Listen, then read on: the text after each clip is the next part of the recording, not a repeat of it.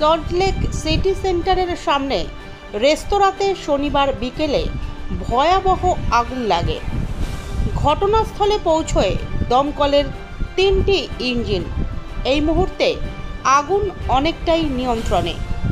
সম্পূর্ণভাবে পুড়ে ভস্মীভূত হয়ে গিয়েছে 3টি দোকান।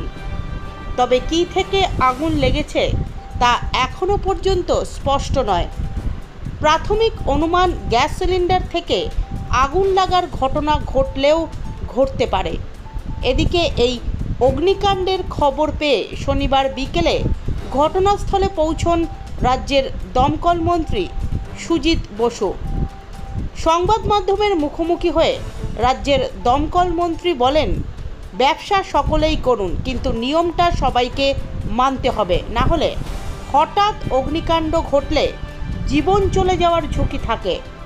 বেঁচে থাকাটা সবচেয়ে বড় মূল্যবান, তাই সেই কথা মাথায় রেখে ব্যবসায়ীদের অগ্নি নির্বাপক গাইডলাইন মানতে হবে। তিনি এদিন ঘটনাস্থলে দাঁড়িয়ে দমকল বিভাগের ওই ডিভিশনের ওসিকে তদন্তের নির্দেশ দেন। অতি দ্রুত তাকে এই রেস্তোরাঁতে আগুন কিভাবে লাগলো তা নিয়ে রিপোর্ট জমা দেওয়ার নির্দেশ দেওয়া হয়েছে। দমকল মন্ত্রী এদিন সতর্ক করে দিয়ে বলেন, আমার ঘন্টাখানেক আগে আমার কাছে খবর আসে, কেউ একজন এখান থেকে ফোন করে, ততক্ষণ আমাদের গাড়ি মুভমেন্ট করেছিল। অলরেডি আমাদের 3টে গাড়ি এখানে আমরা পাঠিয়েছি। খুব বড় আগুন ছিল না, কিন্তু যেভাবে আগুনটা স্প্রেড করতে পারতো সেটা একটা ক্ষতি হতে পারে।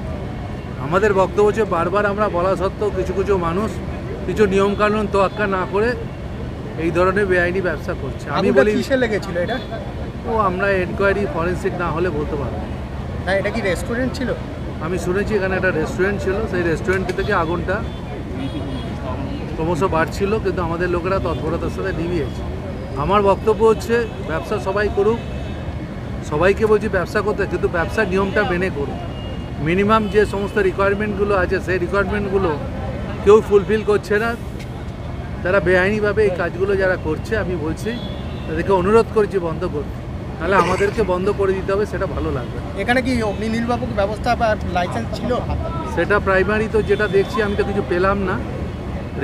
রিপোর্ট যতক্ষণ না পাবো আমি কিছু বলতে পারবো না। রিপোর্টের পরে বলবো। আপনি আপনার আধিকারিককে নির্দেশ দিলেন? বলে দিয়ে গেলাম, যা বলবার তো বলে গেলাম। আমার এখানকার ওসিকে বলে গেলাম। কি নির্দেশ দিলেন? ওসিকে বললাম ভালো করে এনকোয়ারি করতে, করে রিপোর্ট তাড়াতাড়ি জমা করতে।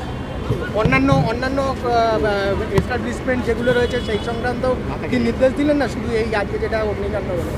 আমাদের নির্দেশ আপনারা জানবেন, হয়তো আপনারা আগেও জেনেছেন, আমরা ফায়ার অডিট করছি। বহু লোককে বলছি যারা ব্যবসা করছেন, ব্যবসায় আমরা বাধা দিচ্ছি, কিন্তু ব্যবসাটা করবেন। আপনার জীবন যদি লাইফ লস হয়ে যায়, তাহলে তার থেকে আর কি ক্ষতি হতে পারে? তা নিজেরা যারা ব্যবসা করছে তাদের জীবনও তো চলে যেতে পারে। তাই আমি বলছি, ব্যবসা করুন, কিন্তু নিয়মকানুন মেনে করুন। না হলে কি কঠোর ব্যবস্থা নেবেন আপনারা? করেছি তো অলরেডি, তো আমরা কয়েকটা এফআইআর করেছি, তো আপনারা দেখেছি।